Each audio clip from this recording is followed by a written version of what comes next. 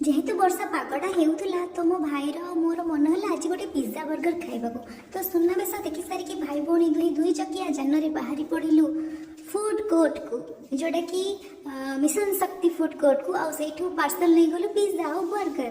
तो बर्तमान आम घर अभिमुखे जाऊँ तो घर को जाई देखेबी मु कौन आनी आ देखो गाइस मुझे पहुँची जाइए आउ रहा मोर चीजी पिज्जा एंड पनीर बर्गर।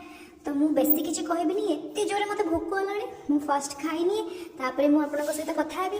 जदि मो वीडियोटी भल लगी लाइक शेयर एंड सब्सक्राइब करेंगे, चैनल को सब्सक्राइब करेंगे, वीडियो को शेयर करेंगे, लाइक करेंगे।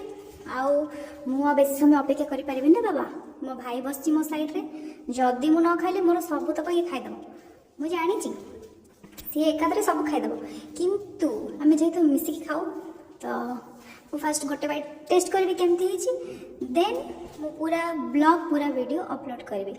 तो जदि मो वीडियो भल लगुच ताले मोर फुल वीडियो भी अपलोड होइछि निश्चय देखिबे। वाओ पिज्जाटा ना बहुत टेस्टी बहुत चीजी। तो आज एतिकी tata bye bye good night.